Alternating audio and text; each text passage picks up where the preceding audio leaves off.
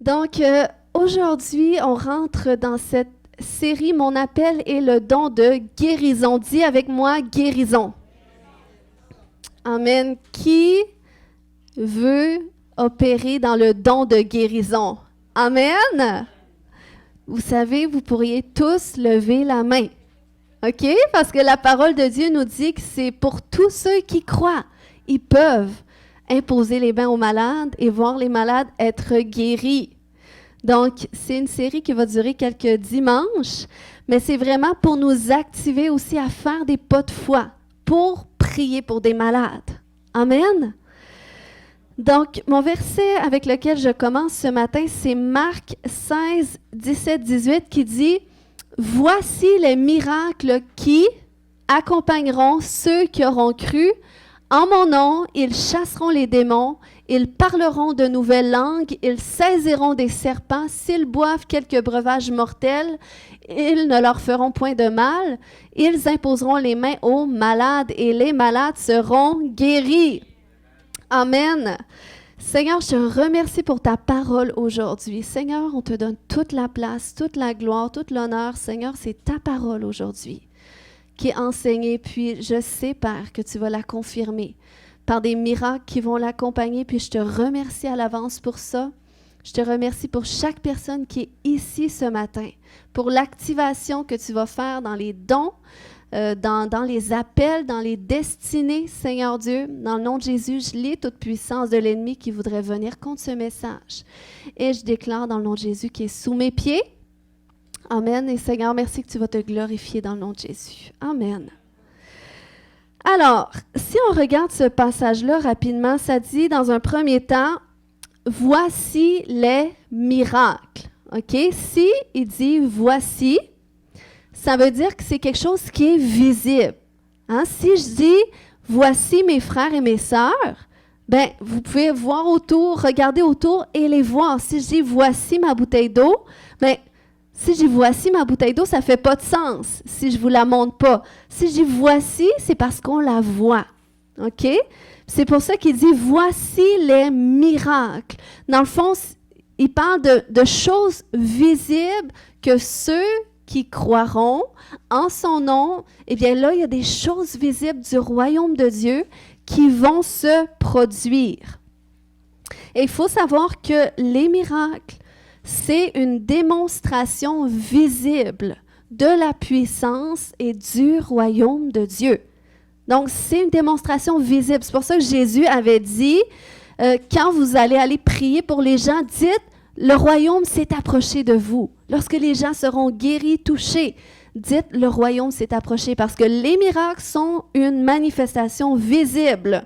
C'est pour ça que l'apôtre Paul a dit dans 1 Corinthiens 4, 20, que le royaume de Dieu ne consiste pas en parole, mais en puissance. Et la puissance de Dieu, on peut la voir en opération. On peut voir des fruits de cette puissance-là. Amen.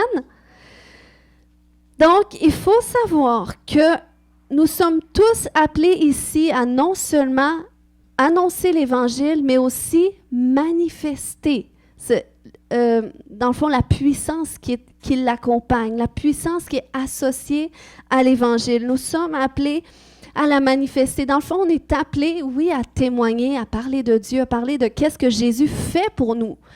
Mais il y a plus que ça. Les gens, ils peuvent expérimenter Dieu. Dans le fond, ça revient à faire goûter l'Évangile aux gens. Tu sais, c'est comme quand tu vas chez Costco, puis tu vois des nouveaux produits qui sont en vente, ça a de l'air intéressant, les boîtes sont belles, tout ça. Mais quand tu as l'occasion d'y goûter, eh bien, tu as beaucoup plus de chances de l'acheter. Parce qu'au moins, tu y goûtes. Fait que c'est ça avec le royaume de Dieu, avec la puissance qui est associée. On est appelé à parler de l'Évangile, à témoigner de la parole de Dieu, de qu'est-ce que Jésus fait dans notre vie. Mais on est appelé à amener les gens à expérimenter cet évangile du royaume. Amen. Puis c'est par des signes, des miracles et des prodiges. Puis comment est-ce qu'on fait goûter l'évangile? Eh bien, c'est par des guérisons que les gens peuvent expérimenter lorsqu'on prie pour eux, par des délivrances. Hein? Quand Jésus a dit que, dans le fond, que c'est par le doigt de Dieu qui chasse les démons et que quand ça se produit, eh bien, c'est parce que le royaume de Dieu est venu vers eux. Donc, c'est par des guérisons, par des délivrances, par lorsque tu parles de Jésus à quelqu'un, tu pries pour quelqu'un et là, la personne, elle est touchée, il y a une paix qui vient dans son cœur. C'est ça, goûter à l'Évangile. Ou lorsque tu as une parole de connaissance, lorsque tu donnes une parole d'encouragement qui a un impact sur la vie d'une personne. Donc, c'est ce que le Seigneur veut faire à travers de nous. Ensuite, on a voici les miracles. Et là, ça dit, un petit peu plus loin, ça dit qui accompagneront. Donc, mon beau technicien derrière, je peux dire ça, c'est mon mari. Donc, quand ça parle d'accompagner, c'est le mot parakolutéo. Si vous vous en souvenez pas, c'est pas grave. Ça veut dire suivre de près, accompagner, suivre quelqu'un pour être toujours à ses côtés, ou c'est métaphorique, ça veut dire être toujours présent, servir quelqu'un où qu'il aille. Donc, ça dit que les miracles, c'est ce que ça fait envers nous. Ça nous accompagne. Donc, ce n'est pas nous qu'on suit les miracles, qu'on court après les miracles. Mais il faut savoir que c'est les miracles qui nous suivent de près, qui nous accompagnent, qui sont toujours là avec nous, puis qui attendent juste l'occasion de se manifester. Tu sais, c'est comme, pense à un agent secret, par exemple, qui doit infiltrer un cartel. Eh bien, cet agent secret-là, il n'est pas tout seul.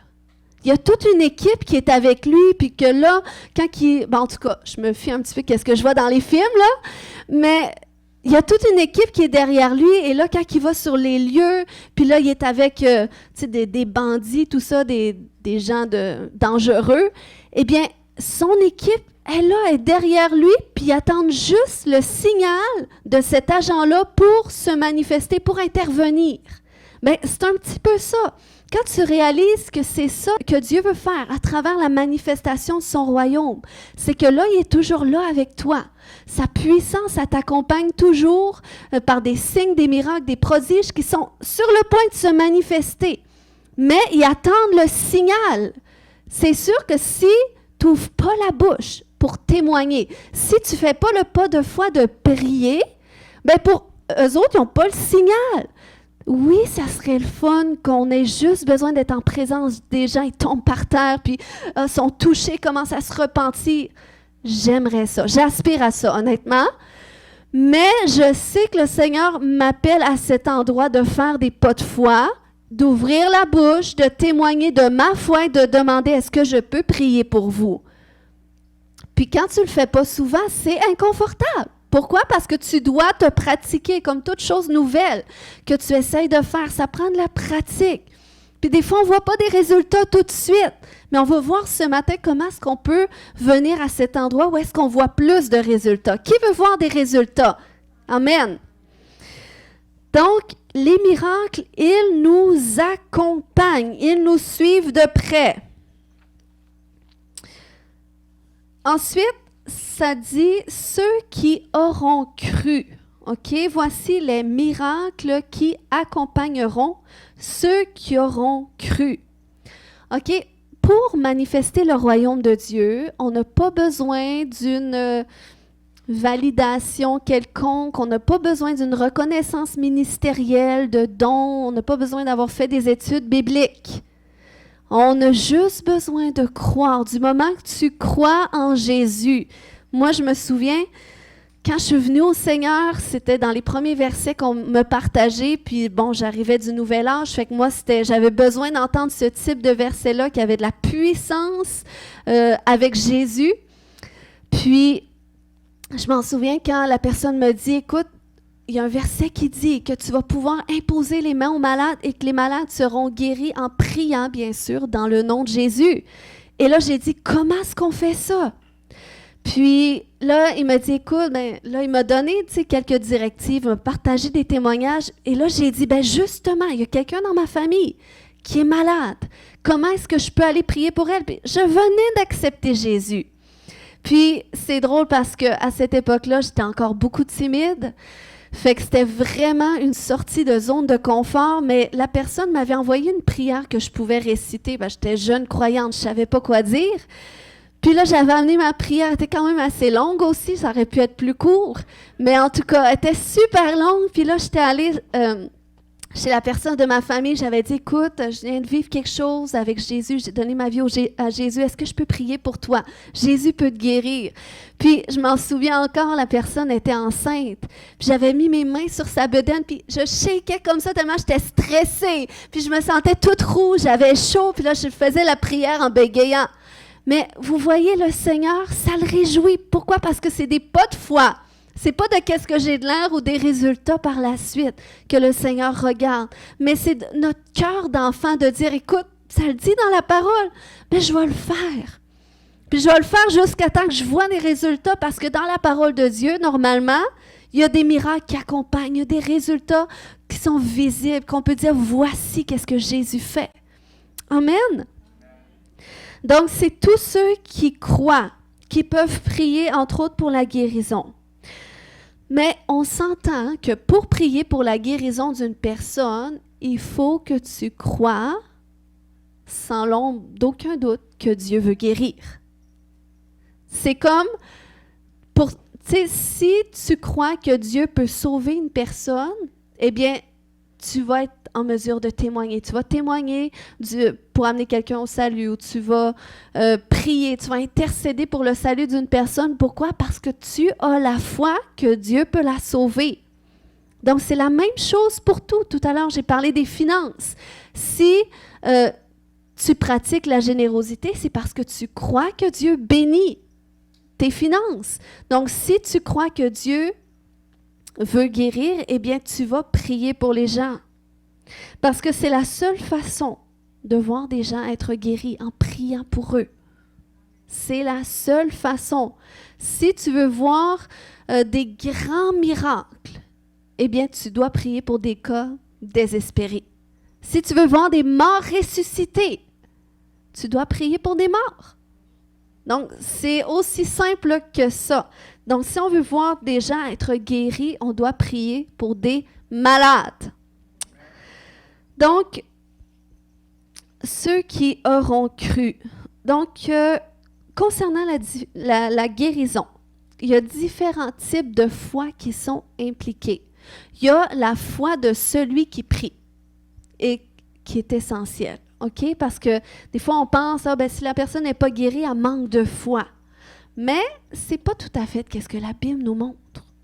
Parce que la guérison qu'une personne expérimente ne dépend pas nécessairement de sa foi. Parce que déjà, du moment que la personne accepte de recevoir de la prière, eh bien, elle dispose son cœur pour recevoir.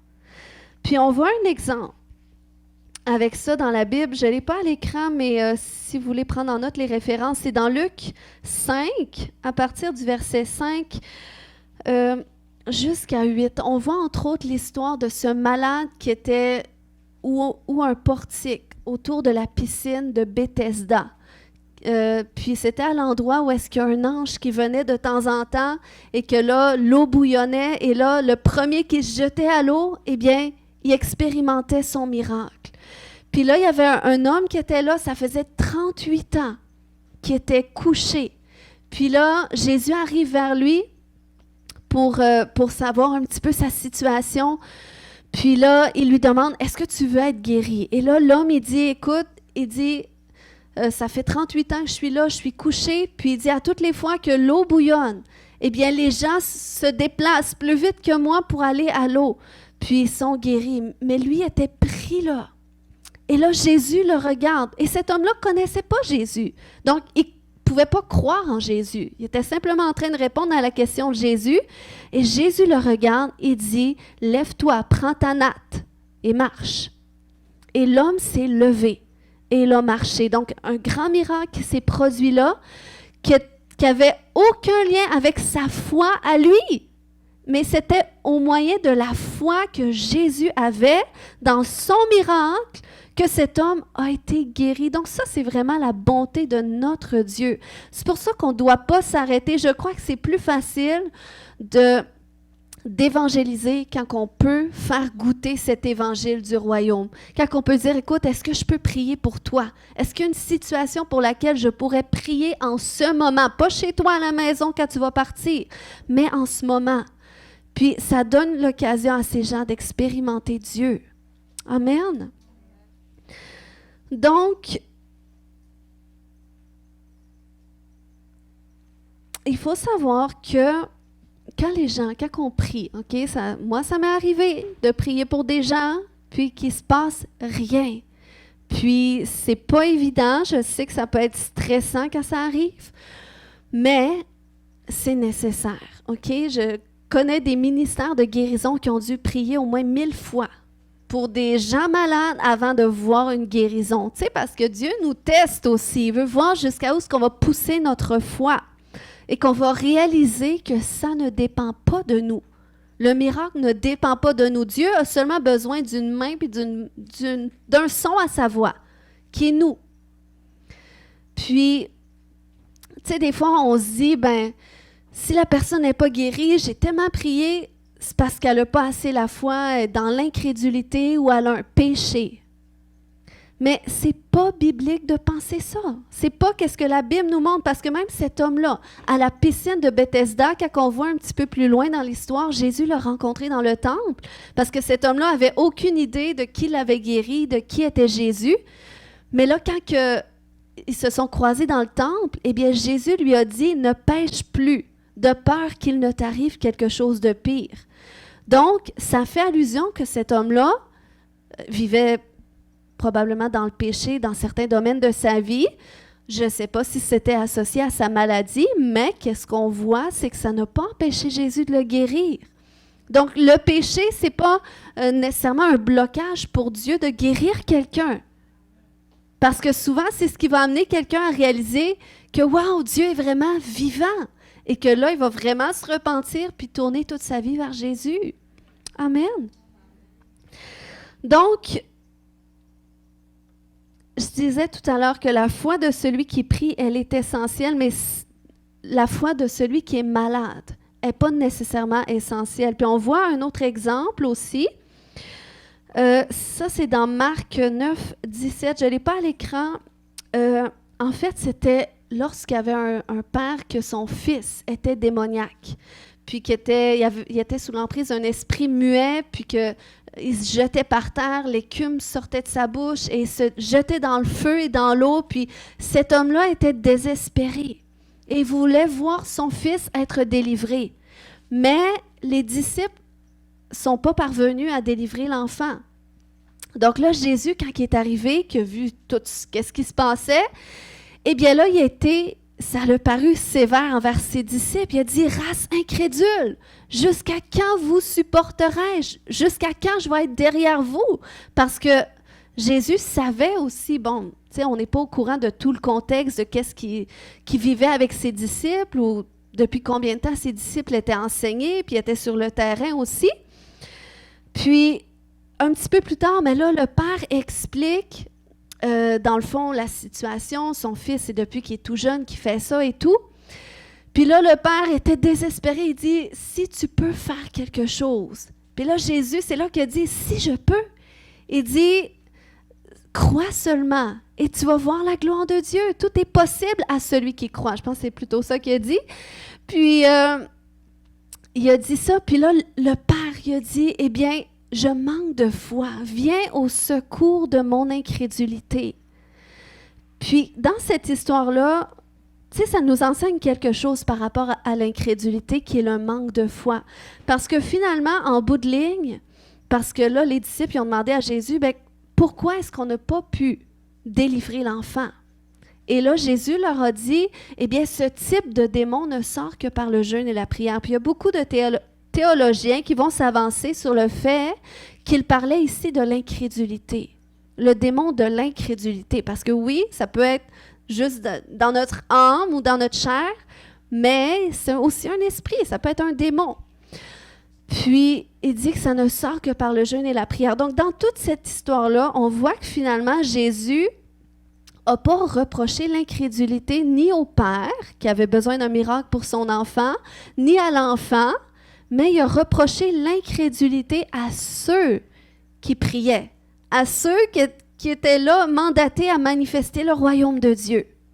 Donc, c'est pour ça que des fois, on ne voit pas les gens être guéris parce que c'est nous, des fois, qui manquons de foi. Des fois, on manque d'assurance. Pourquoi? Parce que des fois, on manque d'expérience associée à ça. C'est pour ça qu'on a besoin de la pratique. Tu sais, on lit des histoires dans la parole de Dieu où est-ce que Jésus disait un mot, les gens étaient guéris. Puis, tu sais, on voit même les apôtres après, quand Jésus est parti, puis qu'ils ont poursuivi avec l'Église primitive, eh bien, on voit que tous les gens qui allaient vers eux, ils étaient guéris. Donc, on se dit, mais écoute, tu sais, si moi, quand je prie, les gens ne sont pas guéris, ben ça ne marche pas. Mais des fois, il faut persister. Des fois, il faut prier plus d'une fois. Jésus l'a fait avec celui qui était aveugle. Il avait prié, je pense, par 2 fois. Puis, tu sais, il avait testé, il avait mis de la boue. Qu'est-ce que tu vois? Puis là, il disait, ben je vois les hommes comme des arbres. Fait que là, Jésus avait reprié à nouveau. Mais on le voit 2 fois. Mais des fois, tu peux prier 5 fois pour une même chose avant que le Seigneur agisse. Donc, c'est pour ça qu'on doit prier sans cesse. On doit prier jusqu'à temps qu'on voit. Puis, il y a des façons, oui, de prier aussi qu'on va voir tout au long de cette série. Mais je peux le voir, par exemple, dans le ministère de délivrance, parce que c'est plus ça que je fais. Puis, il y a des moments, des fois, là, j'ai vraiment des cas particuliers où est-ce que c'est long avant que les démons partent. Tu sais, des fois, il y a des gens qui ont vraiment des manifestations très intenses, puis sont à l'autre bout de la caméra sur Zoom. Puis, il y a des fois, c'est comme, j'ai l'impression d'avoir tout adressé, d'avoir tout dit ce que j'avais à dire. J'ai chassé pendant 15-20 minutes, puis toujours des manifestations. Puis, intérieurement, des fois, je sens qu'un relâchement qui voudrait venir, tu sais, comme un désir de « ben regarde, tu sais, je laisse ça comme ça ». Ça m'arrive aussi. Mais il y a le Saint-Esprit qui vient dans ces moments-là, où est-ce que j'ai comme une certaine faiblesse pour dire « t'as peu, t'as l'autorité, je t'ai donné l'autorité », puis ils vont partir. Donc, persévère. Donc, poursuis. Puis c'est là, je m'appuie pleinement sur Dieu. Je dis, Seigneur, qu'est-ce que je dois adresser? Parce que quand il y a des manifestations comme ça, souvent, c'est parce qu'il y a quelque chose qui doit être adressé que je n'ai pas adressé. Puis là, je demande Saint-Esprit. Puis là, je me confie en lui et finalement, paf, la révélation vient, le discernement de qu'est-ce que je dois adresser. Et là, la personne reçoit sa délivrance. Et ça, wow! Je vois vraiment que c'est Dieu à l'œuvre, puis je vois aussi que ça nécessite, quand on fait du ministère envers quelqu'un, on aime ça quand c'est rapide, efficace, tout de suite, l'onction, mais des fois, des fois, ça prend du temps, puis le Seigneur nous forme aussi à travers de ça, il travaille notre foi, notre persistance, notre persévérance, notre capacité à nous confier en lui et non en nous, parce que nous, on est limités. Amen? OK. Fait que c'est ça. On doit vaincre l'incrédulité parce qu'on a tous, tu sais, on est charnel aussi. Donc, on doit crucifier notre chair, on doit crucifier l'incrédulité. Puis, oui, le jeûne et la prière, comme on va faire cette semaine, on va vaincre l'incrédulité cette semaine. Mais il y a cette partie-là aussi qu'on doit vaincre l'incrédulité par la mise en pratique de notre foi. Parce qu'on peut jeûner, prier très longtemps, mais être jamais actif, jamais mettre notre foi en action. Fait que c'est sûr que tu ne pourras pas voir de résultats. Donc, ce matin, as-tu la foi que Dieu peut guérir? As-tu vraiment la foi que Dieu veut guérir? Amen. Puis qu'il veut t'utiliser pour guérir quelqu'un. Amen. C'est bon de prier, Seigneur, guéris-la. Des fois, on n'a pas toujours la possibilité de prier, tu sais, quand c'est notre famille aussi, puis il y a des tensions. Mais quand on a l'occasion d'imposer les mains à un malade et de prier pour la guérison, Dieu répond. Amen. Donc, ce matin, on va voir qu'est-ce qu'on peut faire pour que notre foi grandisse. Alors, 3 façons ce matin. Il y a premièrement, en la mettant en pratique. Hébreux 11:6 nous dit que « Or, sans la foi, il est impossible de lui être agréable.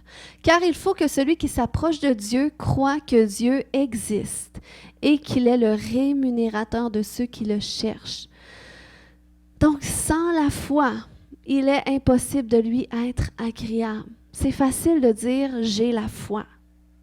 Mais c'est plutôt « montre-moi qu'est-ce que tu fais qui prouve que tu as la foi ». Tu sais, c'est comme si je prends du temps pour prier Dieu, pour chercher la face de Dieu.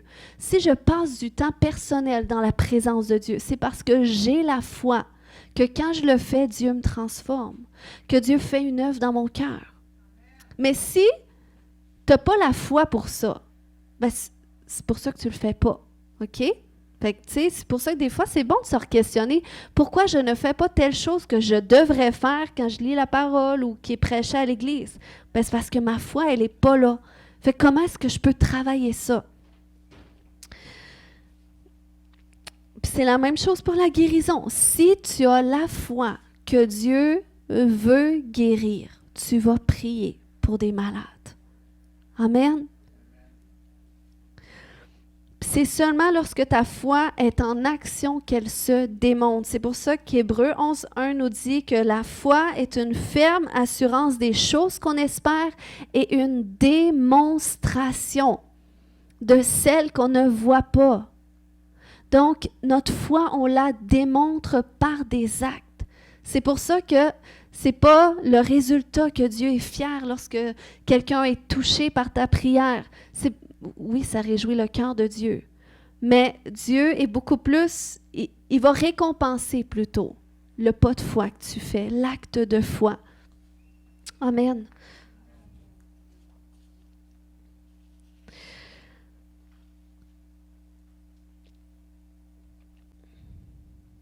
Donc, c'est vraiment, si on veut développer notre foi pour la guérison, on doit chercher des opportunités pour la mettre en pratique. Amen. Puis c'est lorsqu'on le fait que ça va augmenter notre foi. C'est comme on va avoir des expériences sur lesquelles fonder notre foi. Moi, si j'ai la foi autant que dans la délivrance, comment est-ce que le Seigneur guérit, restaure, change des vies, fait des percées à travers ce ministère-là, c'est parce que j'ai des expériences qui l'appuient. Puis, là, je suis rendue à un stade où est-ce que, tu sais, pour moi, ça, c'est confortable. Quand tu as beaucoup d'expérience quelque part, ça devient confortable, mais il y a d'autres endroits que le Seigneur m'appelle à aller explorer pour que là, ma foi, je la mette aussi en action lorsque c'est inconfortable, dans des choses que je suis moins habituée. Amen. Puis, c'est ce que Dieu veut qu'on fasse. On est appelé à vivre une vie de foi, démontrer notre foi. C'est comme ça que le royaume de Dieu peut se manifester. Puis c'est ce que Jésus veut. C'est ce qu'il nous a mandaté de faire. C'est pour ça qu'il a dit « Allez, guérissez les malades, purifiez les lépreux, délivrez les captifs, ressuscitez les morts. » Il y a peu de nous qui le faisons. Pourtant, Jésus nous a mandaté pour le faire. Mais s'il y a peu de nous qui le faisons, souvent c'est parce qu'on met la pression sur nous. On se dit, ben, si ça ne fonctionne pas, de quoi je vais avoir de l'air? Donc on rentre dans la crainte de l'homme. Ou parfois c'est l'orgueil. Mais on doit crucifier cela en allant à contre-courant de nos peurs, de nos expériences, en faisant des pas de foi. Puis c'est comme ça qu'on va voir que, wow! Dieu agit vraiment, il y a vraiment des miracles qui suivent. Qu'est-ce que je fais en son nom? Puis, tu sais, quand on lit l'histoire, par exemple, de David avec Goliath, comment est-ce que c'est impressionnant que David ait eu autant la foi pour affronter Goliath. S'il y avait autant la foi, parce que quand on lit ce passage-là dans les Écritures, on voit que ses frères étaient apeurés, puis même toute l'armée d'Israël était apeurée aussi devant le géant. Mais qu'est-ce que David avait de plus qu'eux autres n'avaient pas? Il y avait la foi, puis pourquoi est-ce qu'il y avait la foi? Parce qu'il y avait eu des expériences pour fonder sa foi, pour mettre en pratique. Il s'était entraîné avant avec les lions et les ours. Donc, c'est pour ça qu'on doit, nous aussi, demander à Dieu, donne-moi des opportunités pour que je prie pour des gens, puis on est entouré de gens qui souffrent. Puis c'est à l'extérieur de l'Église. Vous pouvez le faire à l'intérieur de l'Église avec les frères et sœurs, mais à l'extérieur de chez vous. Amen. Je suis sur un cas présentement d'évangélisation. C'est une jeune dame que je connais, puis tu sais, les gens qui sont dans le nouvel âge, c'est très difficile de leur dire comme que nous, on est dans la vérité, qu'on est dans le chemin et tout, parce qu'eux se croient aussi dans la vérité. Pourquoi? Parce qu'ils sont beaucoup dans le bien-être, ça leur fait du bien, puis ils croient que, bon, tu sais, ils ont trouvé toutes les réponses qu'ils cherchaient. Puis là, tu sais, j'étais embêtée à un moment donné devant le Seigneur. Je disais, tu sais, comment je peux amener quelqu'un comme ça au Seigneur? Puis là, le Seigneur me montrait, tu sais, que oui, tu sais, malgré tout le bien-être qu'ils peuvent ressentir, ces gens qui sont dans le nouvel âge, eh bien, il y a certaines choses qui n'ont pas accès, que nous, on a accès. Les miracles, par exemple. Bon, dans la haute sorcellerie, c'est possible. Mais on s'entend qu'ici, dans la nouvelle âge, c'est rare qu'une voyante va imposer les mains à un malade qui va être guéri. Tu sais, c'est des processus qui... C'est très rare. Bon, il peut y avoir des guérisseurs, mais ils se font rares. Mais, tandis que nous, c'est vraiment le plus qu'on a, c'est qu'on peut leur faire expérimenter Dieu. On peut dire, écoute, t'es malade, ben, je peux prier pour toi. Puis le Seigneur a justement ouvert cette opportunité-là avec une jeune femme que je connais, puis qu'on a développé une certaine relation, où est-ce que là, elle est dans un tournant que son enfant est malade. Puis j'ai pu me servir de mon expérience à moi, d'un témoignage, et ça, on va le voir tantôt, c'est un autre point pour faire grandir notre foi, les témoignages. Mais je me suis servi de mon témoignage pour qu'elle, ça positionne sa foi pour désirer un miracle. Puis en tout cas, c'est un témoignage à venir, je suis rendue là. Ensuite, c'est ça. Dans le fond, David, il a pu associer sa foi à des expériences. Goliath, c'était juste une coche au-dessus du lion et l'ours. Donc, c'est pour ça que si tu veux voir les malades être guéris, si tu es zélé, tu peux aller vers les cas désespérés tout de suite. Tu peux aller ressusciter les morts, tu peux aller à la morgue si tu veux. Mais, tu es peut-être mieux de commencer par des petits cas. Des cas qui sont plus simples, puis ça va t'aider justement à bâtir ta foi, à gagner plus d'assurance et là, prier pour des plus grands cas. Amen?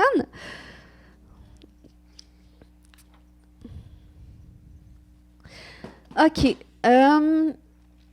Donc, mon deuxième point pour faire grandir notre foi, c'est en connaissant les promesses de Dieu sur la guérison.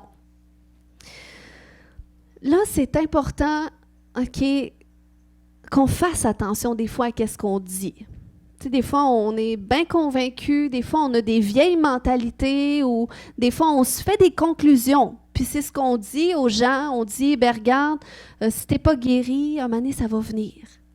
Mais, tu sais, Jésus, dans le fond, il n'a jamais attendu au lendemain pour guérir quelqu'un. Donc, c'est pour ça qu'on doit faire attention à ce qu'on dit. Des fois, si la personne n'est pas guérie, peut-être qu'il faut juste plus persister dans la prière, de dire, écoute, on ne voit pas ton miracle, mais on va prier jusqu'à temps que tu le vives. Puis des fois, tu peux prier dans la même journée, tu déclares, puis là, tu demandes à la personne de tester comment est-ce qu'elle se sent. Tu pries encore, tu pries. Des fois, tu peux dire, ben écoute, on va reprier quand on va se revoir. Puis des fois, le Seigneur guérit de façon graduelle. Un miracle, c'est instantané. C'est tout de suite, c'est visible. Tandis qu'une guérison que Dieu opère, ça peut prendre du temps. Donc, ça ne veut pas dire que la personne ne l'a pas ressenti tout de suite ou n'a pas vu des fruits tout de suite, qu'elle n'a pas reçu. Des fois, tu peux prier pour quelqu'un, puis tu as une conviction dans ton cœur, écoute, avance par la foi, je crois que c'est là. Je crois que c'est là, on va attendre les fruits, sinon on reprie. Fait que c'est vraiment, c'est par la foi.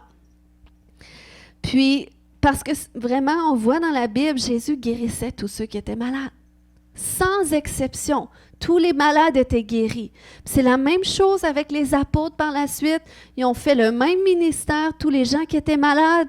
Puis c'était tous ceux qui servaient le Seigneur, tous ceux qui croyaient, qui avaient ce pouvoir-là de pouvoir manifester la puissance de Dieu par des guérisons. Amen.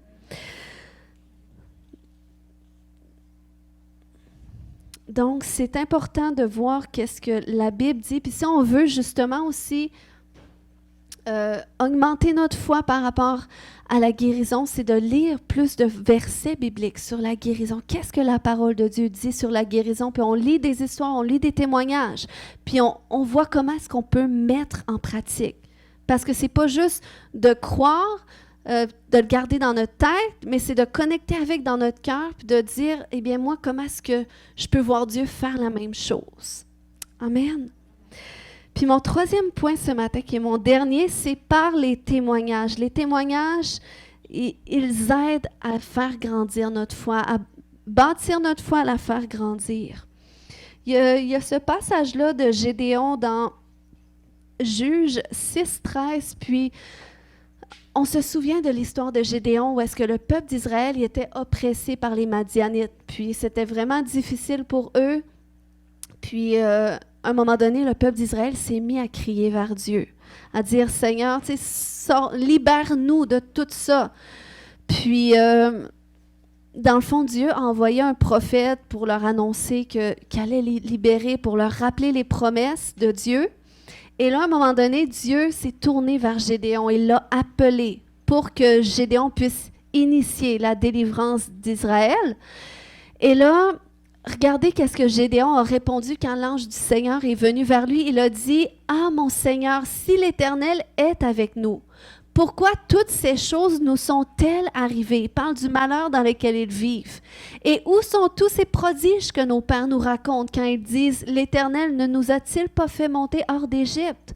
Maintenant, l'Éternel nous abandonne et il nous livre entre les mains de Madian. » Donc, tu sais, on voit dans cette histoire-là, qu'est-ce qui est intéressant, c'est que Gédéon avait dans son cœur tous les témoignages de qu'est-ce que Dieu avait fait.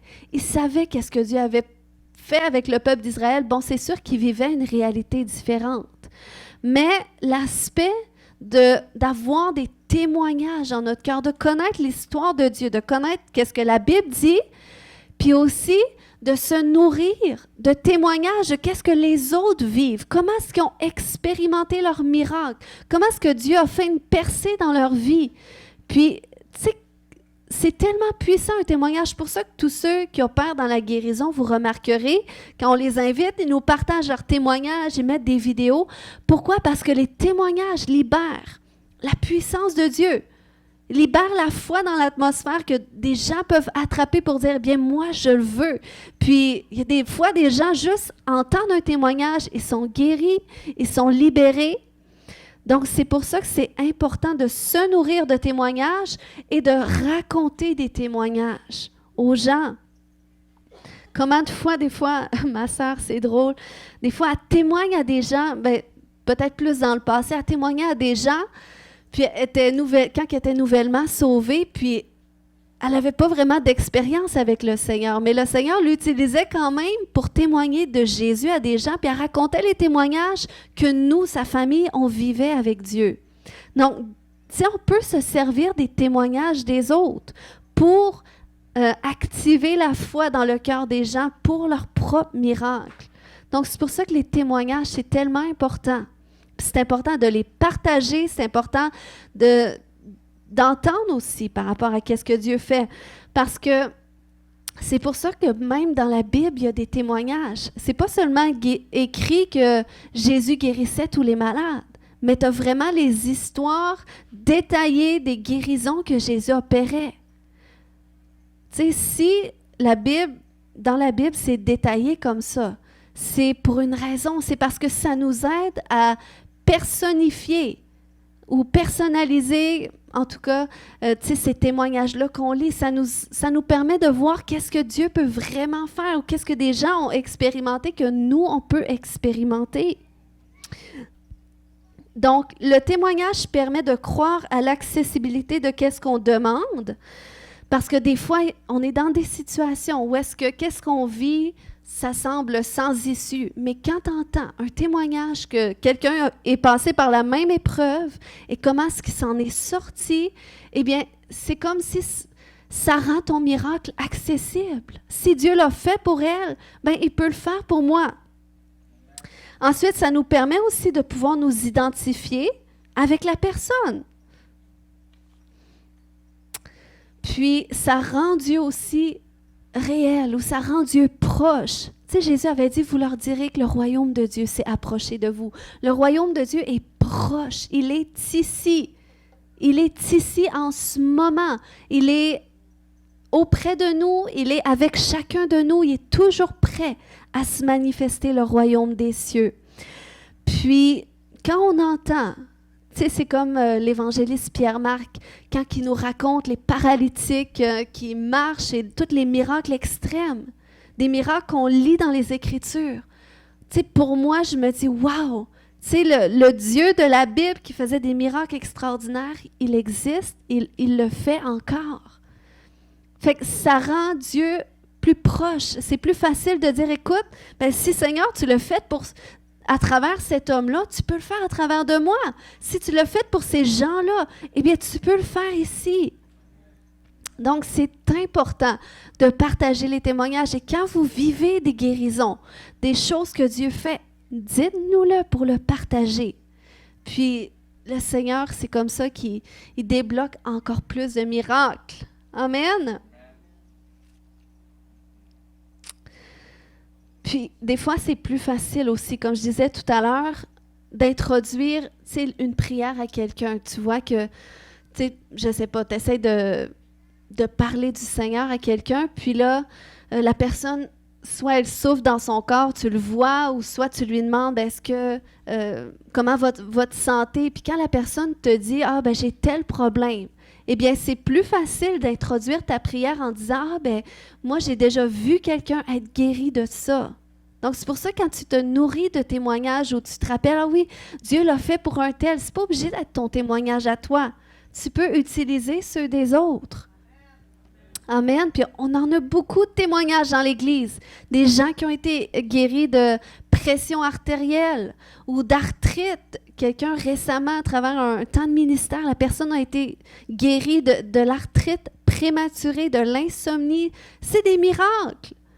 J'ai hâte de pouvoir partager sur la résurrection des morts avec plus d'expérience. Mais on commence dans les petites choses. On se réjouit pour les choses qui semblent petites, parce que c'est pas tant petit. Moi, c'est sûr, j'ai jamais vécu l'arthrite, mais ceux qui le vivent, vous savez combien c'est difficile puis c'est pénible. Donc, les témoignages, c'est puissant. Donc, j'avais dit de mettre notre foi en pratique. Ensuite, j'avais dit de connaître les promesses de Dieu par rapport à la guérison, puis aussi de se nourrir des témoignages pour faire grandir notre foi pour la guérison. Amen. Donc, ce matin, je vais prier. On va se lever tout le monde ensemble. Alléluia. Merci, Seigneur. Korebaya shotede. Koya shontede marakabaya shonto. Kaya shonte. Seigneur, je te remercie, Père, que tu es dans ce lieu. Tu es dans chacune de nos vies, Seigneur, puis on le reconnaît. Est-ce qu'on peut prendre conscience de sa présence quelques minutes? Prendre conscience qu'il est pleinement là, qu'il est près de nous, qu'il est proche de nous, qu'il est avec nous. Alléluia. Et alors qu'on prend conscience de sa présence, est-ce qu'on peut prendre conscience de la proximité du royaume de Dieu aussi? Du fait que nous avons accès au royaume de Dieu, qu'on peut toucher le royaume de Dieu. Alléluia, le royaume de Dieu est près de nous. Il est près de nous, mais si on veut le voir se manifester, on doit faire des pas de foi. On doit donner à Dieu l'opportunité de se manifester. Alléluia. Alléluia, Seigneur, tu es là. Tu es là, tu es tout autour de nous, Seigneur Dieu. Tu es en nous, tu nous remplis, Seigneur, de toi. Tu nous remplis de toi, Seigneur. Et oui, ce matin, on a chanté pour plus. On a chanté pour plus, Seigneur Dieu. Et ce matin, je prie pour plus de conscience de ta présence. Plus de conscience de ta proximité. Plus de conscience de la proximité, l'accessibilité de ton royaume. Alléluia, Seigneur, je te remercie. Je te remercie, Seigneur. Tu veux qu'on prenne conscience de la proximité. C'est comme si je vois dans l'esprit qu'il y en a qui ils se sentent loin de tout ça. Ils se sentent loin de Dieu, loin du royaume de Dieu. Mais le Seigneur veut te dire ce matin qu'il est là. Il est accessible pour toi aussi. Il est accessible pour toi aussi. Puis oui, des fois, il y a des choses qui peuvent faire en sorte que le Seigneur semble plus loin de nous. Puis des fois, c'est parce qu'on ne laisse pas assez de place à Dieu. Des fois, il y a des choses du monde qui prennent plus de place dans notre vie. Mais on a simplement besoin de dire à Dieu, Seigneur, je me repens. Je me repens, Seigneur, pour avoir négligé ta présence, ou je me repens pour ne pas avoir considéré la proximité de ta présence. Je me repens, Seigneur, pour toutes les choses que j'ai pu mettre entre toi et moi. Alléluia. Seigneur, je me repens. Je me repens, Seigneur, pour toutes mes fautes, pour tous mes péchés. Je me repens, oui, pour mon manque de foi. Est-ce qu'il y a des gens qui sont assez honnêtes ce matin pour dire « Je me repens pour mon incrédulité. Je me repens pour mon manque de foi. » Alléluia. Des fois, ça peut être juste à la base du fait que tu ne prends pas vraiment du temps avec Dieu. Tu ne cherches pas à connaître Dieu dans son intimité. Et ça, c'est un manque de foi aussi, de conscience et de connaissance par rapport à qu'est-ce qu'il peut faire si tu le laisses venir proche de toi. Puis si tu viens proche de lui, il ne te condamne pas. Il va tellement t'envelopper d'amour. Seigneur, tu veux que tes enfants prennent conscience de ta proximité en ce moment. Alléluia. Et qu'ils reviennent même à la base de te découvrir, de t'aimer vraiment, de te connaître vraiment, Seigneur. Et merci, Papa, que tu nous amènes dans cette profondeur. Tu nous amènes, Seigneur Dieu, dans cette conscience plus profonde de ta présence, de ta proximité. Koya shotede. Koya shata. Seigneur, permets à des gens de te voir ce matin alors qu'ils ont les yeux fermés. Permets-leur. Seigneur, il y a certaines personnes que ça a besoin d'être beaucoup plus clair, beaucoup plus tangible. Alors fais-leur ressentir maintenant par des signes vraiment tangibles combien tu es proche d'eux, combien tu es à l'écoute d'eux et combien, Seigneur Dieu, tu as dit que parce qu'ils croient, voici les miracles qui les suivent de près, qui les accompagnent tout le temps et qui sont prêts à se manifester à tout moment. À tout moment. C'est toujours le bon moment. Le bon moment pour une personne d'être guérie, pour une personne d'être touchée par la manifestation du royaume de Dieu. C'est toujours le bon moment pour une personne d'expérimenter Dieu. C'est toujours le bon moment de parler de toi. Alléluia, c'est toujours le bon moment. Seigneur, ce matin, alléluia, on vient briser toutes les barrières déjà qui nous empêchent d'aller vers les gens. La peur des hommes. La peur des hommes, dans le nom de Jésus, je viens lier cet esprit de peur, cet esprit de timidité, d'intimidation, dans le nom de Jésus. Et je lui commande de sortir maintenant. Au nom de Jésus, tu libères maintenant. Tu libères maintenant. Alléluia, toutes ces barrières de crainte qui sont associées peut-être à des fausses théologies aussi, je viens les renverser maintenant dans le nom de Jésus. Je viens déraciner toute forme de crainte et d'incrédulité maintenant dans le nom de Jésus. Et je brise leur pouvoir. Je brise leur pouvoir. Kore maya shote. Kore mama ya shote. Koyentore ke maya shanta. Oh Seigneur Dieu, tout ce qui nous empêchait de d'œuvrer librement pour ton royaume. Seigneur, j'ai le brisé maintenant. J'ai brisé toutes ces barrières autour de toi. Maintenant, dans le nom de Jésus. Alléluia. Alléluia. Koreka maya shote. Koreke mamaya shata. Koyantoreke maya shote. Koyashata. Seigneur, tu veux voir, Papa, notre foi démontrée. Tu veux voir, Seigneur Dieu, notre foi en démonstration, Seigneur Dieu. Tu veux voir, Papa, qu'on fait des pas de foi au nom de Jésus. Alléluia. Alléluia. Oui, Seigneur Dieu. Au nom de Jésus, je prie, Papa. Je prie, Seigneur Dieu. Que chaque personne soit activée maintenant. Que leur foi soit activée pour la mise en pratique, Seigneur Dieu, des dons spirituels. Au nom de Jésus. Au nom de Jésus. Koreke mama yashata. Koyashata. Peux-tu déclarer avec moi ce matin, je choisis de marcher par la foi et non par la vue. Je renonce à la crainte des hommes et à l'incrédulité. Au nom de Jésus, je marche par la foi. Je témoigne par la foi. Je prie par la foi.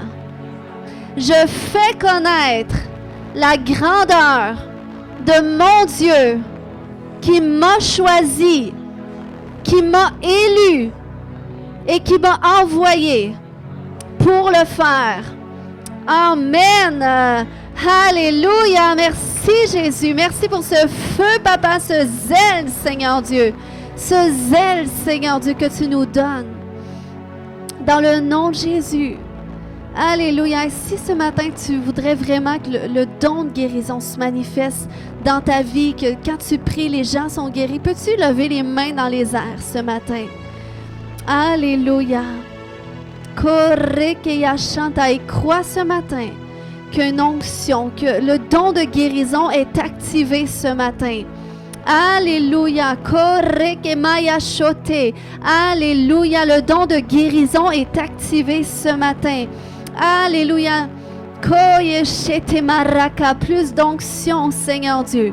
Plus d'onction, Papa. Alléluia. L'onction pour guérir les malades. Oui, Seigneur, l'onction pour purifier les lépreux, pour délivrer les captifs. Seigneur, merci que cette onction ce matin, cette onction, tu la déverses, tu l'actives, Seigneur Dieu. Au nom de Jésus, Korekeyashata, Koyashata, Koyashata mareketede.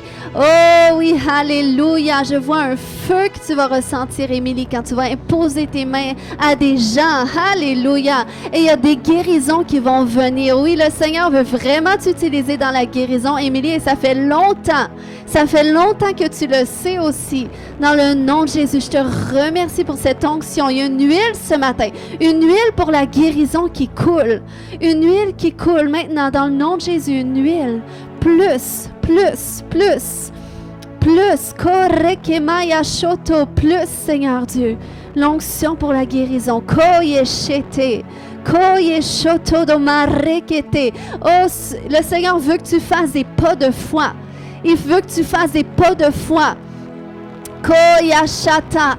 Koyashata. Vous savez que juste une prière en disant plus à Dieu, c'est suffisant. C'est suffisant. Korekeyeshete. Plus d'onction. Plus d'onction. Korekemaya shoto. Plus d'onction, Seigneur. Merci. Oh, merci, Papa. Oui, Seigneur Dieu, lorsqu'il va imposer les mains aux malades, les malades vont être guéris. Et même s'ils ne sont pas guéris tout de suite, ils vont être guéris quand même. La guérison va venir, Seigneur Dieu. Merci pour cette huile, Papa, cette huile fraîche que tu fais tomber ce matin. Au nom de Jésus. Korekemaya shoto. Koyatomarekeyeshete. Koyatoroko mamamaya shata. Plus. Oh oui, Seigneur, plus. Oh, le zèle pour saisir les opportunités vient. Dans le nom de Jésus, Seigneur, merci que tu fais de nous une église qui est zélée, une église qui prend des risques, une église qui ose témoigner, qui ose demander, est-ce que je peux prier pour toi? Et merci, Papa, que tu vas le faire dans le nom de Jésus. Et alors qu'on est dans cette atmosphère, le Seigneur veut aussi guérir des gens qui sont malades dans leur corps. Je ressentais durant la louange qu'il y avait quelqu'un qui a de la douleur dans son cou. Toi? OK. Tous ceux qui ont mal quelque part, est-ce que vous pouvez lever la main? OK. Maintenant, ceux qui n'ont pas mal, qui sont autour d'eux, vous allez imposer les mains. Autour de ces gens. Levez la main bien haut, ceux qui ont mal. OK. Comme ça, ceux qui n'ont pas mal, allez vers quelqu'un. Alléluia. Allez vers quelqu'un. Alléluia. Et ce matin, tu crois. Tu crois que Jésus veut le guérir. Maintenant, tu vas commander à cette douleur de partir maintenant par l'autorité que tu as reçue. Dans le nom de Jésus. Et moi, je m'unis à ta prière aussi pour dire dans le nom de Jésus, je commande à cette douleur qu'elle te quitte maintenant. Au nom de Jésus, douleur, tu disparais. Tu disparais. Tu sors maintenant dans le nom de Jésus. Alléluia. J'ordonne que tu sois guéri maintenant. Sois guéri maintenant. Sois guéri maintenant. Alléluia. Dans le nom de Jésus, sois guéri maintenant. J'arrache cette douleur maintenant. Au nom de Jésus, sois guéri. Alléluia. Je ressens comme des points dans mon dos. Je ne sais pas s'il y a quelqu'un qui a cette sensation-là. Mais dans le nom de Jésus, alléluia, je commande à ces points maintenant de sortir dans le nom de Jésus. Vous disparaissez. Maintenant, au nom de Jésus, au complet, dans le nom de Jésus. Puis tout esprit d'affliction qui est associé à cette douleur, tu sors maintenant au nom de Jésus. Libère-la maintenant, dans le nom de Jésus. Koyachote, reçois la guérison maintenant. Reçois la guérison maintenant. Alléluia. Alléluia. Est-ce que la douleur est encore là? Testez ce matin. Ceux qui ont reçu de la prière, testez. Koyachote, testez. Est-ce qu'il y a des gens qui n'ont plus de douleur, qui ont ressenti une guérison? Toi, viens témoigner à Midou parce qu'on a besoin du témoignage.